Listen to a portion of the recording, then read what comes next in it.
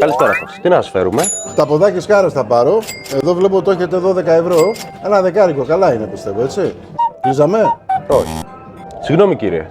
Πού νομίζετε ότι βρίσκεστε? Στη Λαϊκή? Άκου Στέφανα να σε πω. Έχουμε ένα πελάτη κάτω, λίγο τσιγκουνάκο. Θέλει έκπτωση στο οκταποδάκι του. Τι να του δώσουμε δηλαδή, μισό πλοκάμι? Λες να του βάλουμε ένα και να χρεώσουμε το άλλο στην επόμενη παραγγελία. Ορίστε το οκταποδάκι σας και επειδή θέλετε καλύτερη τιμή, προσαρμόσαμε την ποσότητα στα μέτρα σας. Και όταν λες δηλαδή προσαρμόσαμε την ποσότητα στη τιμή, τι εννοείς? Η κανονική μερίδα είναι 2 μπλοκάμια. Συγγνώμη, μισό χταπόδι μου φέρατε? Δεν κατάλαβα. Ακριβώς. Τιμή λαϊκής, ποσότητα λαϊκής. Μισό χταπόδι. Και το άλλο μισό, πού είναι? Το έχουμε κρατήσει για τον επόμενο που θα ζητήσει έκπτωση. Παζαρεύεις και εσύ το φαγητό στην ταβέρνα. Άσε ένα σχόλιο από κάτω να δούμε πώς είστε και κάντε ένα follow στο full πακέτο.